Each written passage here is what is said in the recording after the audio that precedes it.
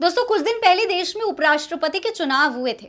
उस वक्त AIMIM chief Asaduddin Owaisi ने आखिर किसका साथ दिया था? उन्होंने अब खुद इस बात का जिक्र किया है, खुद बताया है कि आखिर उन्होंने साथ किसका दिया था। हमेशा उनको बीजेपी की बी टीम कहा जाता है, लेकिन क्या वाकई वो बीजेपी की बी टीम है? क्या वो बीजेपी के उम्मीदवारों को सपोर्ट करते हैं?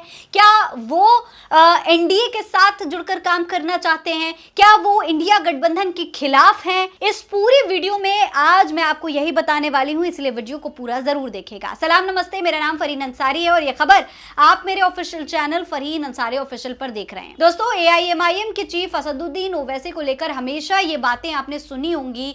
आप किसी न किसी ने जरूर कहा होगा कि असदुद्दीन ओवैसी जो हैं वो भारतीय जनता पार्टी की बी टीम है। वो बीजेपी के साथ गुप्त मीटिंग्स करते हैं और बीजेपी के एजेंडे पर काम करते हैं। बीजेपी को कहीं पर अगर जिताना होता है तो वहां पर एआईएमआईएम को एंट्री दिला दी जाती है। 2-3 सीटें एआईएमआईएम जो है घेर लेती है, विपक्षी गठबंधन जो है वो जीत नहीं पाता। ऐसी तमाम बातें कही जाती हैं। कुछ समय पहले आपको याद हो तो एआईएमआईएम के जो चीफ है असदुद्दीन ओवैसी, उन्होंने बाकायदा एक प्रस्ताव रखा था। वो बिहार चुनाव में इंडिया गठबंधन के साथ में जुड़ना चाहते थे। उस वक्त इंडिया गठबंधन ने इनकार कर दिया था, ये कहते हुए कि असदुद्दीन ओवैसी जो हैं वो भारतीय जनता पार्टी की बी टीम है, उनको हम अपने साथ नहीं जोड़ सकते हैं। लेकिन अब इस पूरे मामले पर खुद असदुद्दीन ओवैसी ने अपनी बात रखी है और उन्होंने खुद बताया है कि जब उपराष्ट्रपति के चुनाव हुए थे उस वक्त भी असदुद्दीन ओवैसी ने इंडिया गठबंधन का ही साथ दिया था। ओवैसी ने क्या कहा, जरा गौर से सुनिए। अभी आज से 1 महीना पहले वाइस प्रेसिडेंट ऑफ इंडिया का इलेक्शन हुआ, नायब सदर जमहूरिया का। किसको वोट दिया ओवैसी ने? किसको वोट दिया ओवैसी ने?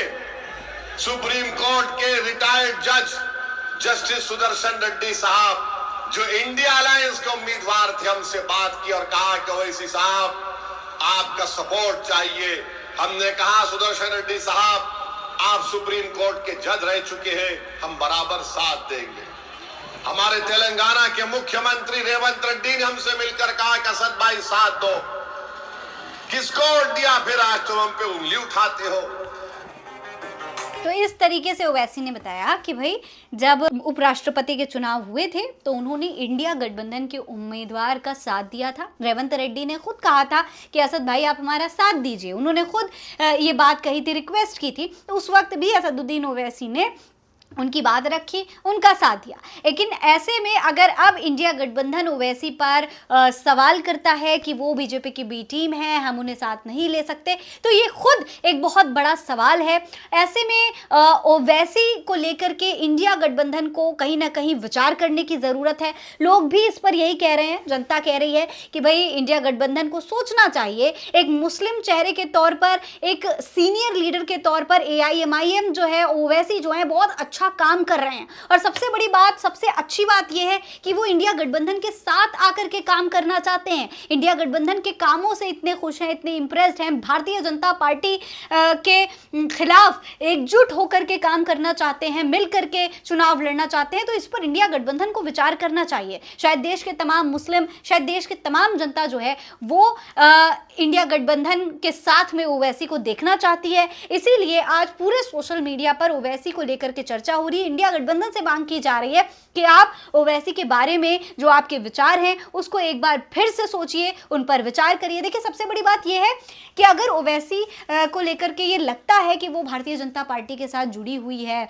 भारतीय जनता पार्टी के कहने पर चुनाव को मोल्ड करने का काम करती है, वोट काटने का काम करती है, ऐसे में दोस्तों ये इंडिया गठबंधन के लिए एक बहुत अच्छा मौका साबित हो सकता है कि वो ओवैसी को साथ ले आए। ओवैसी को साथ लेने से एक तरफ तो मुस्लिम वोट बैंक में पकड़ मजबूत होगी, ओवैसी के जो बढ़िया मजबूत समर्थक हैं, जो वोट बैंक है, वो इंडिया गठबंधन को फायदा पहुंचाएगा। दूसरी बात, जो तमाम आरोप भारतीय जनता पार्टी के साथ होने के लगाए जाते हैं वो भी खाली हो जाएंगे।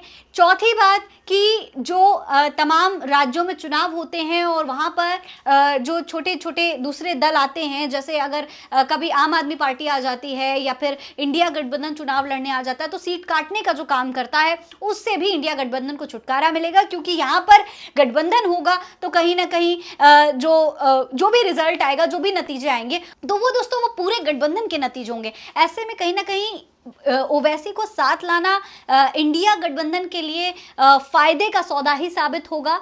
इस पूरे मामले पर आप क्या कहेंगे, कमेंट बॉक्स में लिखकर हमें जरूर बताइएगा। जय हिंद, जय भारत।